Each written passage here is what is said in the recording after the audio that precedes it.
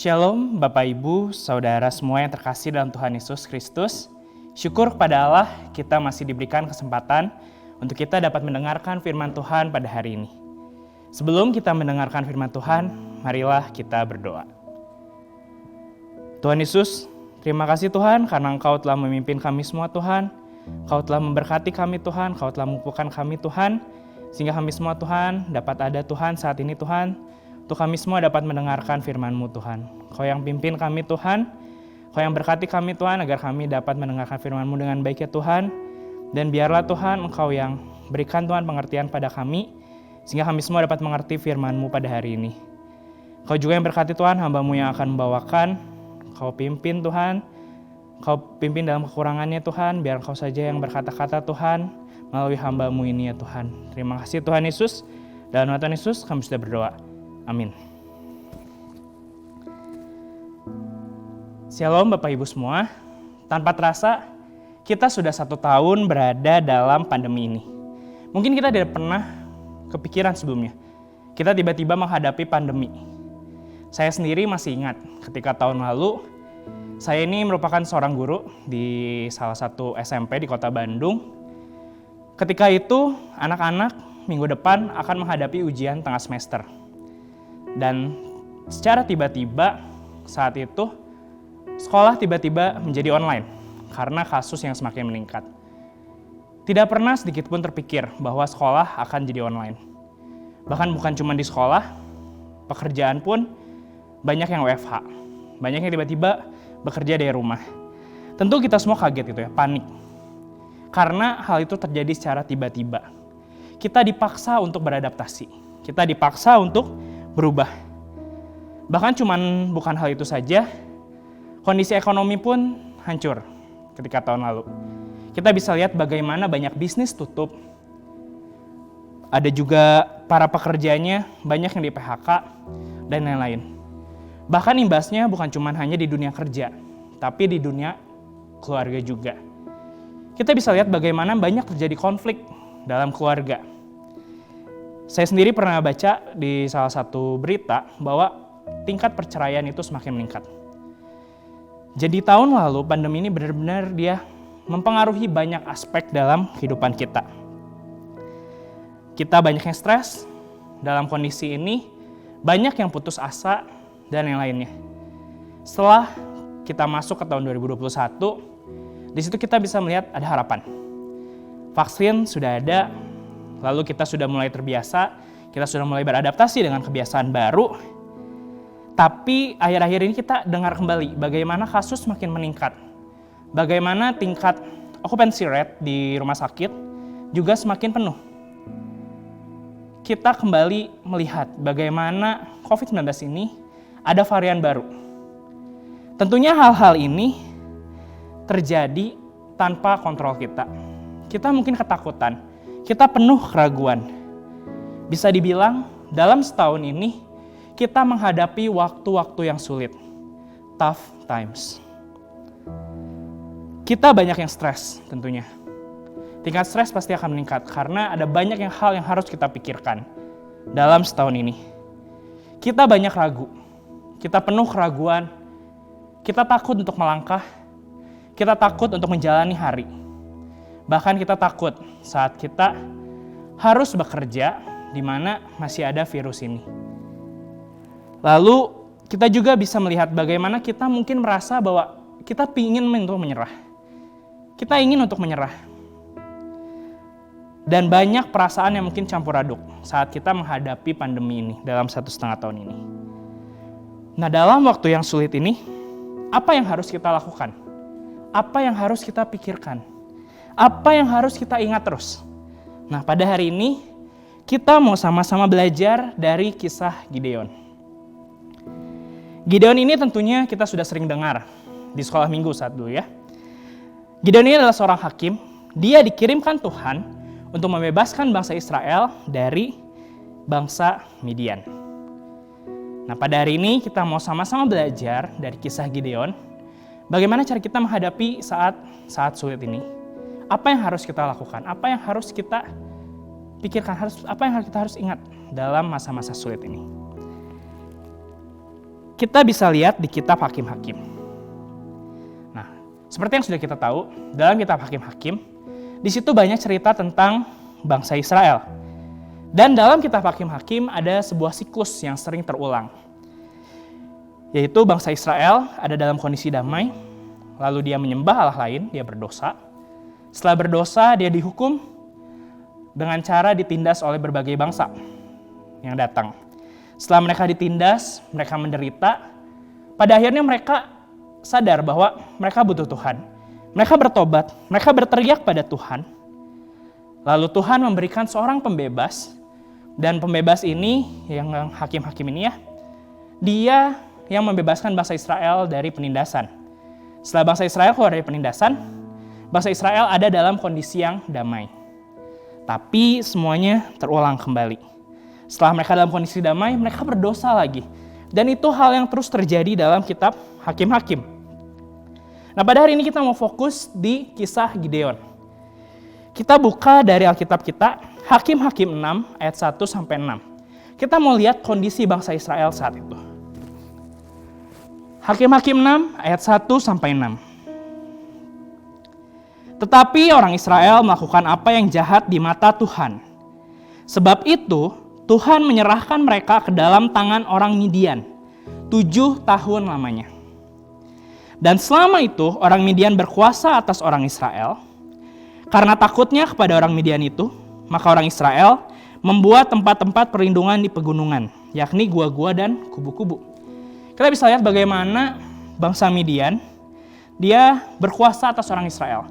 Dan orang Israel di situ penuh dengan ketakutan karena bangsa Midian tersebut. Sehingga mereka harus membuat tempat perlindungan di gua dan kubu-kubu. Kita lanjut ke ayat ketiga. Setiap kali orang Israel selesai menabur, datanglah orang Midian, orang Amalek, dan orang-orang dari sebelah timur, lalu maju mendatangi mereka. Berkemahlah orang-orang itu di daerah mereka, dan memusnahkan hasil tanah itu sampai ke dekat Gaza, dan tidak meninggalkan bahan makanan apapun di Israel. Juga domba atau lembu atau keledai pun tidak. Sebab orang-orang itu datang maju dengan ternaknya dan kemahnya, dan datangnya itu berbanyak-banyak seperti belalang. Orang-orangnya dan unta-untanya tidak terhitung banyaknya.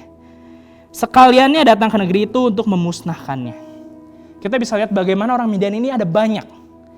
Dan juga bangsa Israel, saat mereka menghasilkan dari hasil tanahnya, hasil tanah itu langsung dimusnahkan oleh orang Midian.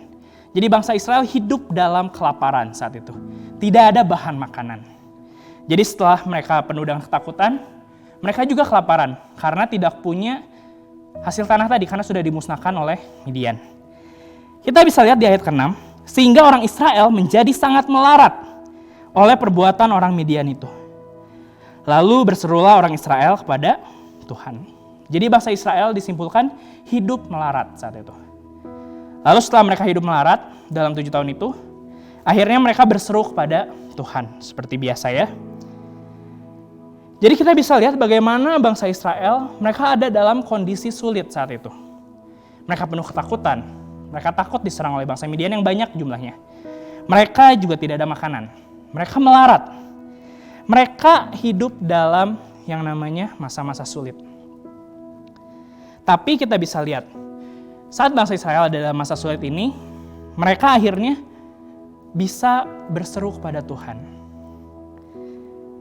Masa sulit, in the tough times, seringkali ada agar kita tuh bisa mengalihkan fokus kita kepada Tuhan.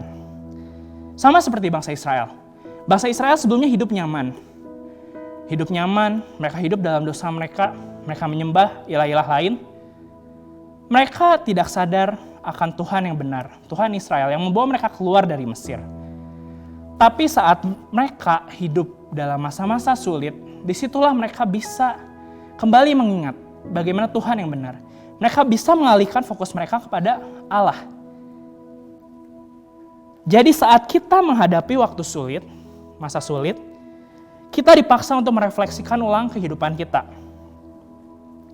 Mungkin tanpa sadar, selama ini kita jauh dari Tuhan. Kita tidak sadar, kita terlalu sibuk dengan segala kegiatan kita dan kita jauh dari Tuhan. Mungkin kita juga ada jarak dengan teman-teman seiman kita, teman-teman dalam Kristus. Mungkin kita punya jarak dengan keluarga kita. Nah, sekarang ini, di waktu sulit ini, di pandemi ini, kita seakan-akan dipaksa untuk kembali merefleksikan hidup kita. Apa sih yang salah dari hidup kita ini? Lewat waktu sulit ini juga kita dipaksa ulang untuk menata kembali apa yang salah tadi. Kita dipaksa untuk menata ulang bagaimana hubungan kita dengan Tuhan. Bagaimana hubungan kita dengan keluarga kita, dengan sesama kita. Kita dapat mengalihkan fokus kita kepada Tuhan dibanding kita sibuk dengan diri kita sendiri. Lewat masa sulit ini, itu adalah kesempatan untuk kita bisa fokus pada Tuhan. Kita diingatkan kembali, kita masih diberi kesempatan agar kita bisa mengalihkan fokus kita, bukan lagi dari dunia ini, dari masalah ini, tapi kita fokus ke Tuhan. Nah, ceritanya belum berakhir di situ. Saat kita lihat di Hakim-Hakim 6 ayat 10, saat itu Gideon sudah diutus oleh Tuhan. Kita bisa lihat Hakim-Hakim 6 ayat 10 bagaimana orang Israel, dia minta tolong kepada Tuhan. Gitu ya. Bahkan Tuhan udah bilang, "Akulah Tuhan Allahmu, maka janganlah kamu menyembah Allah orang Amori yang negerinya kamu diami ini. Tetapi kamu tidak mendengarkan firman-Ku itu."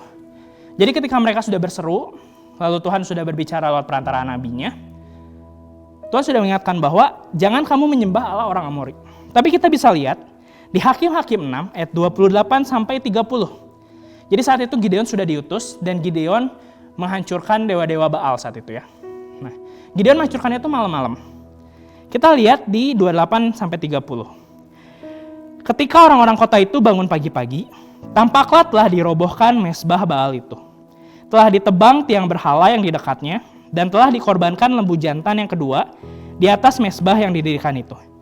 Berkatalah mereka kepada seorang yang lain, "Siapakah yang melakukan hal itu?" Setelah diperiksa dan ditanya-tanya, maka kata orang, "Gideon bin Yoas, dialah yang melakukan hal itu." Sesudah itu berkatalah orang-orang kota itu kepada Yoas, "Bawalah anakmu itu keluar, dia harus mati karena ia telah merobohkan mezbah Baal dan karena ia telah menebang tiang berhala yang di dekatnya." Kita bisa lihat bagaimana orang Israel, dia sudah berseru kepada Allah. Dia sudah minta tolong pada Allah yang benar, sehingga Allah sendiri dia mengirimkan seorang pembebas, yaitu Gideon. Tapi mereka masih marah ketika berhala mereka dihancurkan oleh Gideon. Mereka sudah minta tolong pada Tuhan, mereka sudah mengalihkan fokus mereka pada Allah yang benar, Allah Israel. Tapi mereka masih belum membuang kebiasaan lamanya, yaitu menyembah berhala Baal. Dan kita bisa lihat di sini bagaimana bangsa Israel masih marah. Mereka tidak sepenuhnya mengalihkan fokus mereka kepada Tuhan, karena mereka masih terdistract ya sama berhala-berhala lain, sama ilah-ilah lain. Nah, sekarang kita mau lihat kehidupan kita. Mungkin kita juga sudah berusaha untuk mengalihkan fokus kita kepada Tuhan, tapi tanpa sadar ada beberapa banyak hal yang mengganggu kita, yaitu berhala atau ilah-ilah lain.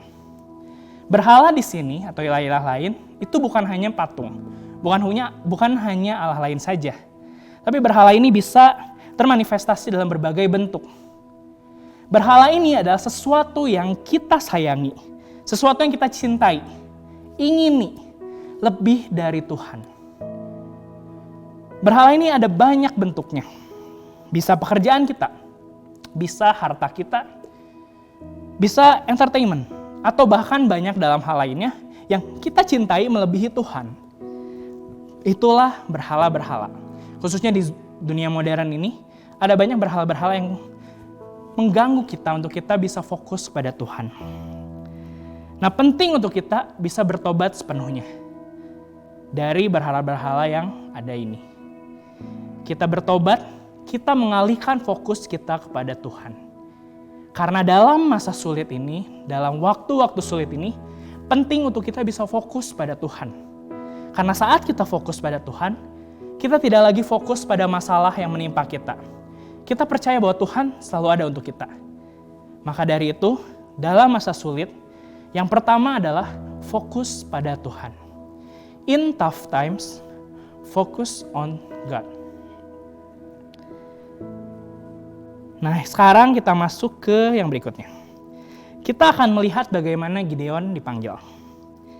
Kita buka kitab kita di Hakim-Hakim 6 ayat 9 sampai 17. Nah, kita akan baca mulai dari ayat yang ke-11 ya, panggilan Gideon ini. Kemudian datanglah malaikat Tuhan dan duduk di bawah pohon tarbantin di Ofra, kepunyaan Yoas orang Abiezer itu. Sedang Gideon anaknya mengirik gandum dalam tempat pemerasan anggur agar tersembunyi bagi orang Midian. Kita bisa lihat di sini bagaimana Gideon dia takut ya. Dia takut saat mengirik gandum, makanya dia ada dalam tempat pemerasan anggur yang tersembunyi supaya tidak ketahuan sama orang Midian. Nah, berikutnya malaikat Tuhan menampakkan diri kepadanya dan berfirman kepadanya demikian. Tuhan menyertai engkau, ya pahlawan yang gagah berani. Kita lihat di ayat ke-13. Ini respon dari Gideon. Jawab Gideon kepadanya, "Ah Tuanku, jika Tuhan menyertai kami, mengapa semuanya ini menimpa kami? Di manakah segala perbuatan-perbuatannya yang ajaib yang diceritakan oleh nenek moyang kami kepada kami? Ketika mereka berkata, bukankah Tuhan telah menuntun kita keluar dari Mesir? Tetapi sekarang Tuhan membuang kami dan menyerahkan kami ke dalam cengkraman orang Midian." Kita bisa lihat bagaimana respon dari Gideon. Saat dia bertemu dengan malaikat Tuhan. Kita bisa lihat di ayat ke-12, malaikat berkata bahwa Tuhan menyertai engkau. Tapi kita lihat bagaimana respon Gideon. Dia meragukan yang namanya penyertaan Tuhan saat itu. Kita lanjut ke ayat 14. Lalu berpalinglah Tuhan kepadanya dan berfirman, "Pergilah dengan kekuatanmu itu dan selamatkanlah orang Israel dari cengkraman orang Midian. Bukankah aku mengutus engkau?" Jadi Tuhan memberikan tugas kepada Gideon untuk membebaskan bangsa Israel.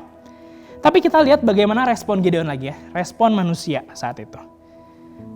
Tetapi jawabnya kepadanya, "Ah Tuhanku, dengan apakah akan kuselamatkan orang Israel? Ketahuilah kaumku adalah yang paling kecil di antara suku Manasye, dan aku pun seorang yang paling muda di antara kaum keluargaku." Kita lihat respon Gideon. Ini mirip dengan respon manusia juga ya seringkali. Respon kita saat kita mendapatkan tugas dari Tuhan. Kita ngerasa kita kecil, kita nggak bisa apa-apa. Kita lanjutkan lagi ya di ayat ke-16.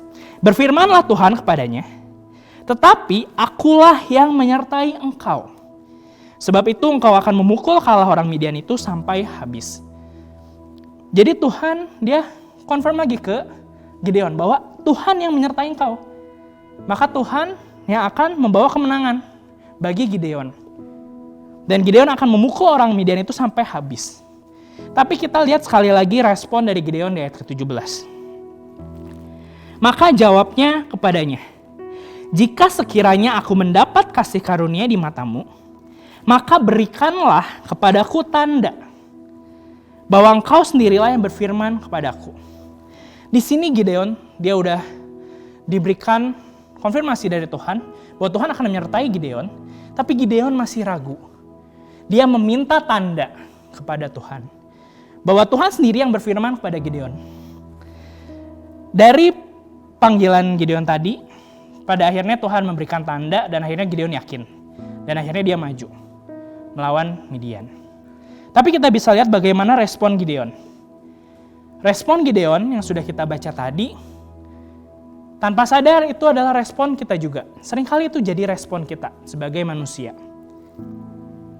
Saat dalam waktu sulit, dalam masa-masa sulit, Gideon saat itu adalah masa-masa sulit juga, seringkali timbul keraguan. Kita menjadi ragu dalam kehidupan kita. Bukan cuma ragu dengan diri kita sendiri, bukan cuma ragu dengan sekitar kita, bahkan kita pun bisa terjebak dalam keraguan akan Tuhan. Kita bisa lihat bagaimana respon Gideon yang pertama. Bagaimana dia timbul keraguan dalam hatinya. Dia berkata bahwa Tuhan sudah meninggalkan orang Israel saat itu. Seringkali dalam masa sulit ini, khususnya dalam setahun ini, mungkin kita pernah berkata dalam hati kita, kita meragukan Tuhan. kita menganggap bahwa Tuhan sudah tidak mengasihi kita lagi. Tuhan sudah meninggalkan kita. Tapi ini yang harus ingat. Dalam masa-masa sulit seperti ini, kita harus percaya dengan Tuhan. Kita harus percaya pada Tuhan dengan sepenuh hati kita. Walaupun mungkin kita ngerasa kita ragu-ragu. Kita ngerasa Tuhan meninggalkan kita. Tapi percayalah, sama seperti tadi ketika Gideon dipanggil, Tuhan sampai berulang kali berkata bahwa aku menyertai engkau, Gideon. Tuhan yang sama juga menyertai kita pada saat kondisi sulit ini. Mungkin memang keraguan pasti akan menyerang kita dalam kondisi-kondisi sulit, dalam masa-masa sulit ini. Tapi satu hal yang harus kita pegang adalah kita percaya pada penyertaan Tuhan dalam kehidupan kita. Kita percaya pada pemeliharaan Tuhan dalam kehidupan kita. Apapun yang terjadi dalam kondisi apapun, susah atau senang, Tuhan Yesus selalu sama. Allah Immanuel, Allah yang beserta dengan kita.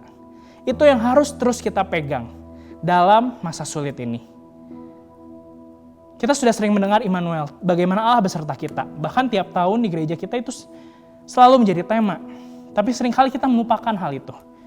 Dalam masa sulit ini, dalam kondisi sulit ini, kita mau sama-sama kembali mengingat bagaimana Tuhan sudah menyertai kita. Kita mau terus percaya kepada Tuhan. Kita mau terus percaya bahwa Tuhan selalu menyertai kita dalam kondisi apapun. Dalam kondisi sulit ini. So, in tough times, trust in God. Dalam waktu-waktu sulit, percayalah pada Tuhan. Nah, sekarang kita masuk ke yang berikutnya. Setelah Gideon dipanggil, sekarang waktunya Gideon berperang dengan orang Midian. Mungkin kita tahu ada salah satu film 300. Jadi film 300 ini dia didasarkan dari pertempuran Thermopylae. Itu dari zaman dulu. Jadi 300 orang Sparta, dia melawan Persia yang banyak jumlahnya.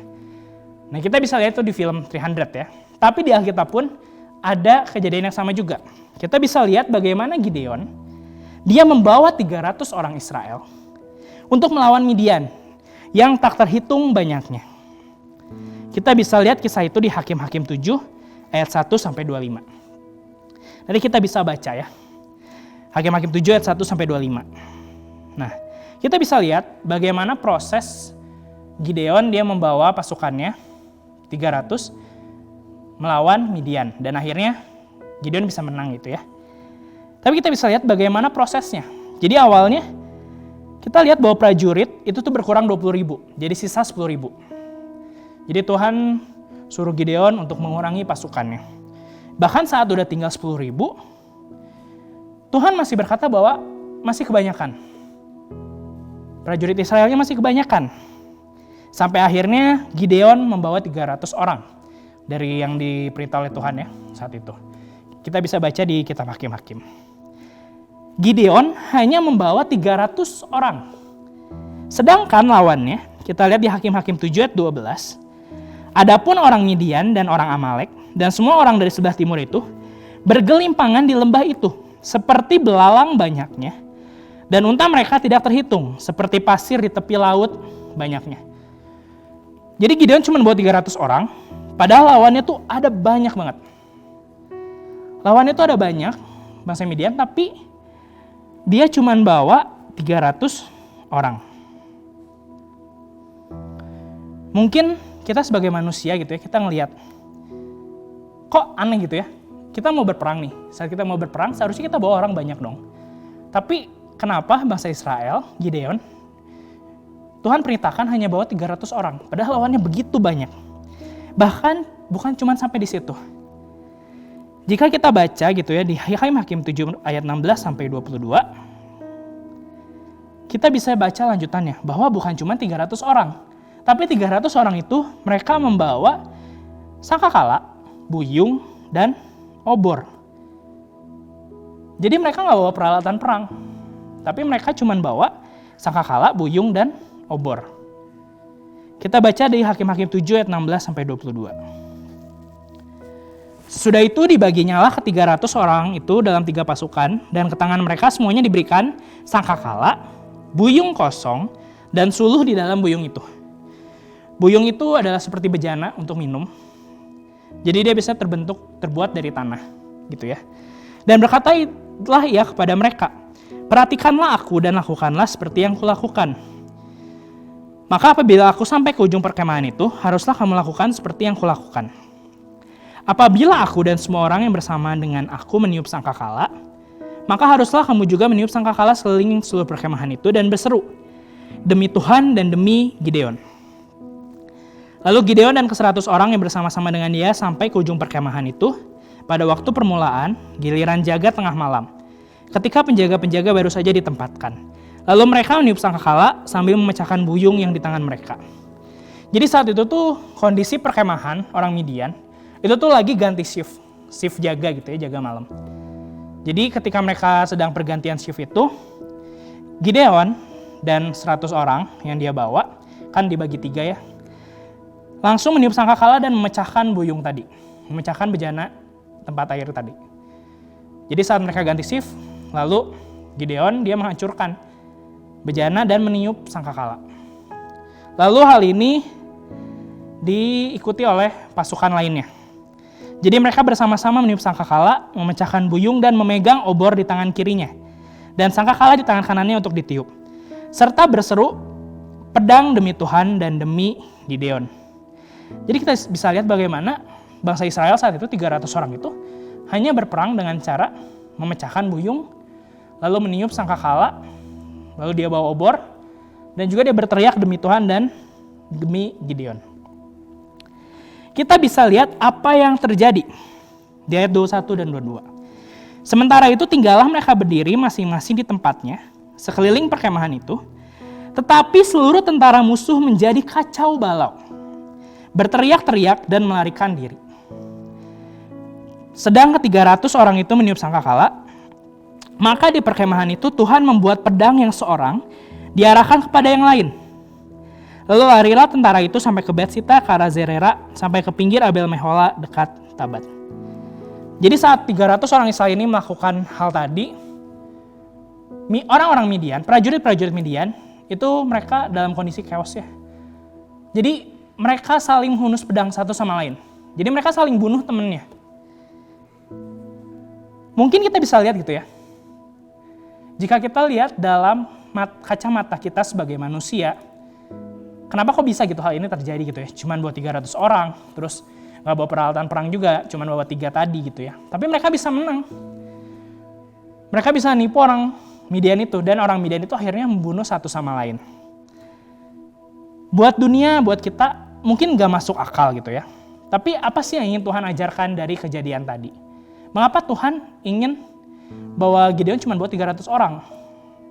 Kita bisa lihat di Hakim-Hakim 7 ayat 2. Hakim-Hakim 7 ayat 2. Berfirmanlah Tuhan kepada Gideon, terlalu banyak rakyat yang bersama-sama dengan engkau itu daripada yang kuhendaki untuk menyerahkan orang Midian ke dalam tangan mereka. Jangan-jangan orang Israel memegah-megahkan diri terhadap aku sambil berkata, tanganku sendirilah yang menyelamatkan aku. Ya, Tuhan mau ajarkan ke bangsa Israel untuk bergantung pada Tuhan. Kita bisa lihat di ayat yang tadi ya, bahwa jika bangsa Israel mereka menang dengan banyak prajurit, bisa saja bangsa Israel mereka sombong, bahwa mereka bisa menang karena tangan mereka sendiri, karena kuasa mereka sendiri. Tapi Tuhan gak mau itu. Tuhan mau ajarkan kepada bangsa Israel, agar bangsa Israel bisa bergantung pada Tuhan. Kita sebagai manusia, seringkali kita bergantung pada kekuatan kita sendiri. Kita ngerasa kita bisa dalam menghadapi segala masalah yang terjadi dalam kehidupan kita. Saat ada dalam masa sulit, kita bergantung pada kekuatan kita sendiri. Kita bergantung pada apa yang kita miliki. Dan bahkan saat kita menyelesaikan suatu masalah, di situ kita mulai muncul perasaan sombong. Kita ngerasa bisa karena kekuatan kita sendiri. Padahal, kemenangan sejati itu akan kita dapatkan jika kita mengandalkan Tuhan dalam kehidupan kita. Nah makanya kita lihat bagaimana bangsa Israel tadi ya, cerita bangsa Israel tadi. Bagaimana Tuhan ingin mengajarkan bangsa Israel agar bangsa Israel terus bergantung pada Tuhan dalam segala aspek kehidupan mereka. Gitu. Nah, penting untuk kita juga terus belajar, khususnya dalam masa-masa sulit ini. Saat kita menghadapi masa sulit ini, mungkin sekarang kita udah ngerasa kita gak bisa apa-apa, kita mau nyerah, gitu ya. Tapi hari ini kita mau diingatkan lagi, bahwa dalam masa sulit, andalkan Tuhan dalam kehidupan. Bahkan bukan hanya dalam masa sulit saja gitu ya. Tapi dalam apapun kondisinya, dalam apapun musim kehidupan kita, terus andalkan Tuhan. Jadi saat kita menghadapi waktu-waktu sulit ini, khususnya dalam sekitar 1 tahun lebih ini, kita menghadapi pandemi, kita diingatkan kembali untuk bergantung pada Tuhan sepenuhnya. Karena hanya Tuhan yang berkuasa atas kehidupan kita. Kita bisa melihat bagaimana keterbatasan kita sebagai manusia dalam 1 tahun ini, sekitar 1 tahun lebih ini. Kita mau sama-sama terus bergantung pada Tuhan yang adalah sumber kehidupan. Karena Dia adalah Allah yang luar biasa. So, in tough times, depend on God. Dalam waktu-waktu sulit, bergantunglah pada Tuhan. Nah, jadi itu pada hari ini kita sudah diingatkan lagi lewat kisah Gideon. Kita mau sama-sama merenungkan kembali kehidupan kita saat ini. Mungkin kita sekarang ada dalam masa-masa sulit. Kita punya pergumulan masing-masing. Tiap orang pasti punya pergumulannya masing-masing. Dan satu sama lain pasti berbeda pergumulannya. Tapi kita mau sama-sama ingat pesan lagi pada hari ini. In tough times, focus on God. Dalam waktu sulit, tetap berfokus pada Tuhan. Arahkanlah hati kita, pandangan kita hanya pada Tuhan saja. Jangan pada masalah kita, jangan pada sekitar kita. Pokoknya kita mau fokus kepada Tuhan di masa-masa sulit ini. In tough times, trust in God. Dalam masa-masa sulit, percayalah pada Tuhan. Percayalah bahwa Dia adalah Allah yang selalu menyertai kita. Dalam apapun kondisi yang kita hadapi. Dia adalah Allah yang selalu menyertai kita. Immanuel, Allah beserta dengan kita. Dan yang terakhir, in tough times, depend on God. Dalam masa-masa sulit, bergantunglah pada kuasa Tuhan. Jangan kita bergantung pada pengertian kita sendiri. Jangan kita bergantung pada kekuatan kita sendiri. Jangan kita bergantung pada apa yang kita miliki. Karena semuanya yang kita miliki, itu semua bisa habis. Itu semua fana. Makanya penting bagi kita untuk terus bergantung pada Tuhan yang hidup. Tuhan yang benar. Tuhan yang selalu ada untuk kita. Amin. Marilah kita berdoa. Tuhan Yesus, terima kasih Tuhan, karena Engkau telah memimpin kami semua Tuhan pada hari ini Tuhan. Terima kasih Engkau telah mengingatkan kami lagi, bahwa Engkau selalu ada untuk kami. Dalam masa-masa sulit yang kami hadapi sekarang ini Tuhan, kami mau terus Tuhan fokus pada Engkau. Fokus pada penyertaan Engkau. Fokus pada pemeliharaan Engkau Tuhan. Kami juga mau belajar percaya kepada Engkau, bahwa Engkau selalu menyertai kami dalam kehidupan kami Tuhan. Kami juga Tuhan mau terus bergantung kepada Engkau di masa-masa sulit ini Tuhan.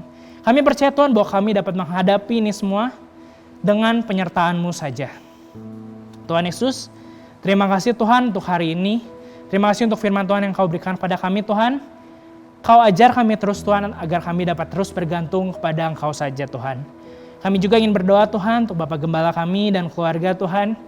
Kami ingin berdoa untuk para hamba Tuhan di gereja ini, para pelayan-pelayan Engkau, dan juga para jemaat semuanya Tuhan. Kau berikan kesehatan Tuhan pada kami semua. Kau yang tahu Tuhan segala pergumulan kami, segala masalah kami Tuhan. Kami mau serahkan Tuhan semuanya hanya ke dalam tangan-Mu saja Tuhan. Karena kami percaya bahwa Engkau adalah Allah yang berkuasa Tuhan atas kehidupan kami. Allah yang berotoritas penuh atas kehidupan kami. Tuhan Yesus, terima kasih Tuhan untuk segala berkat yang Kau berikan kepada kami Tuhan. Sehingga kami masih ada sampai saat ini. Kami juga ingin berdoa Tuhan khususnya untuk kondisi Tuhan, kesehatan Tuhan. Di Indonesia bahkan di dunia Tuhan. Untuk varian baru dari virus COVID-19 ya Tuhan. Kami mau serahkan semuanya ke tangan-Mu saja Tuhan. Karena kami sadar Tuhan bahwa kami manusia yang tidak sempurna Tuhan, manusia yang tidak punya kontrol apa-apa Tuhan atas kejadian yang kami hadapi saat ini Tuhan. Kami mau serahkan semuanya hanya ke dalam tangan-Mu saja Tuhan. Biar Engkau yang pimpin kami dalam segala kehidupan kami Tuhan. Engkau juga yang pimpin Tuhan, jalannya proses vaksinasi Tuhan yang masih terus berlangsung ya Tuhan. Engkau yang terus Tuhan pimpin kami, Engkau yang terus ajar kami ya Tuhan, agar kami dapat selalu Tuhan fokus pada Engkau dan terus bergantung hanya pada Engkau saja ya Tuhan. Terima kasih Tuhan Yesus, dalam nama Tuhan Yesus kami sudah berdoa. Haleluya, amin.